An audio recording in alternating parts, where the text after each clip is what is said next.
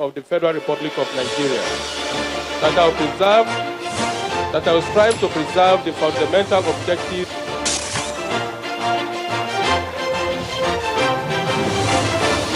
Mr. Yahaya Bello is the new Kogi State Governor, who was sworn in today. For Mr. James Faleke, the man expected to be his deputy, was absent. Why can we have a governor without a deputy? That's our major focus on the program.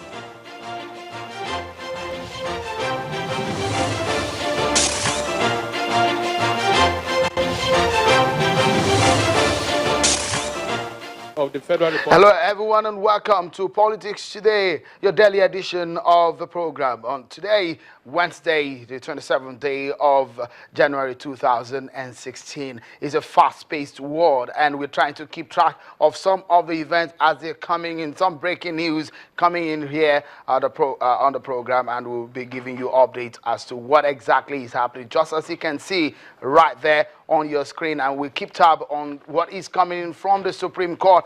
We know right now that the Supreme Court has affirmed the election of Mr. Nyesom Wike as governor of Rivers State.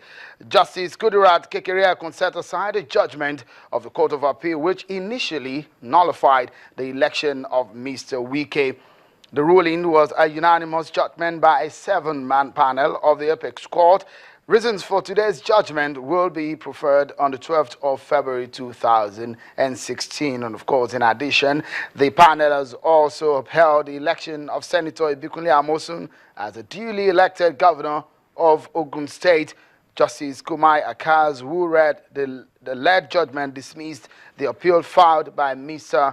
Adegboyega Isiaka on the ground that it lacks merit. The breaking news that we are following right now is that Mr. Nyesom Wike of the PDP has had the judgment of the Supreme Court in his favor, and of course the governor of Ogun State, Senator Ibikunle Amosun, also has that judgment in the Supreme Court in his favor. We keep track of that and we give you more details of that as we get them. But of course, hence tonight will be on this issue of the Kogi State governorship inauguration, which held today, when Mr. Yahaya Bello is the new governor of the state. He is the 4th elected governor of the state since 1999, and we'll be taking a look at what exactly happened today. So many people thronged that particular stadium in the capital of the state, Lokoja, where the man was sworn in, and afterward he took to the podium in somewhat an emotional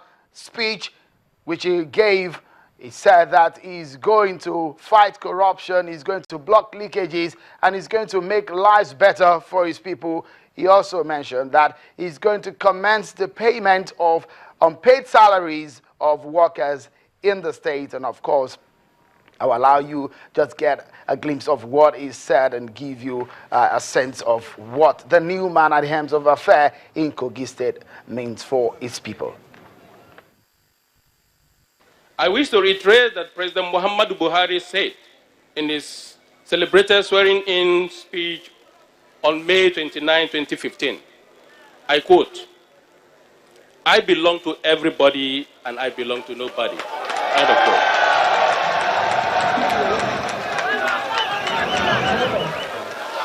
This quote is a complete worldview which defines the purpose and methodology of my administration and sets agenda of inclusiveness, which I am determined will characterize my tenure.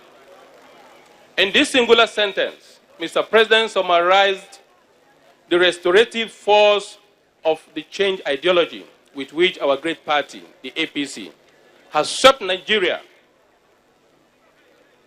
I now declare it our guiding principle for fair action and equitable governance in Kogi State. I hereby declare and affirm that the Yahaya Bello administration will have zero tolerance for corruption and impunity.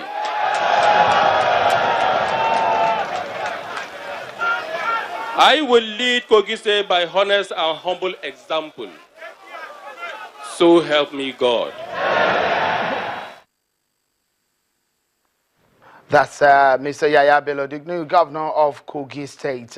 But what is very obvious on the day was the fact that the man who is supposed to be the deputy governor, that is Honorable James Faleke, was absent, and he's always said that he is supposed to take over as the governor of the state. He's supposed to be the party's candidate to run in the supplementary election since the demise of his principal, Prince Audu Abubakar. And we have him joining us from our Abuja studio. Honorable James Faleke is our guest on the program. Thank you so much, Honorable Faleke, for joining us on the program. You were not there at the inauguration, and a lot of people will be asking why. What are your reasons for not going to that very event?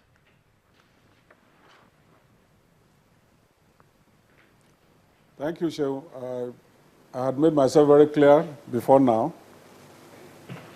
that I was not the running mate to Alhaji Yahaya Bello in the December 5th election. And so there was no reason for me to be in Lokoja to take an oath that I was not part of. The election of December 5th had come and gone. The supplementary election came and gone. And in the form that was submitted, of course, it was clear that our party submitted a form to INEC to say that I was not the running mate. So I don't know the basis for which I would have gone to Lokoja for swearing. We understand that the party is trying to do some, well, with you, we call it reconciliation, to appeal to aggrieved members. And we understand that they reached out to you so that you can close ranks and work together. Did anybody reach out to you on this particular matter?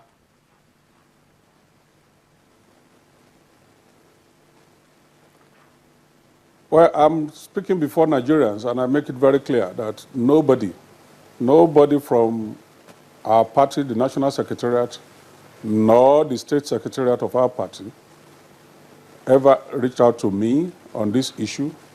The only time we were invited to the party secretariat was on the 1st of December. That all of us were invited, including Alhaji Yahaya Bello, Mohammed Audu, and so many others. And on that same day was when the chairman of our party announced the decision of the National Working Committee to all of us to say that the National Working Committee had adopted Alhaji Yahaya Bello as the candidate for the December 5th election, and appealed to us to cooperate with him. And of course, we made it clear there that we thought they should have called us before now to a roundtable discussion before coming to make an announcement to us. And I told them then that, to our mind, that was a wrong step taken forward. And so from there was no consultation. Hence, thereafter, there was no consultation up to today. I want to make it clear that the party chairman, Chief John Oyegu, that we saw as a father, has decided to champion a cause that is anti-people, and that is why we were not invited.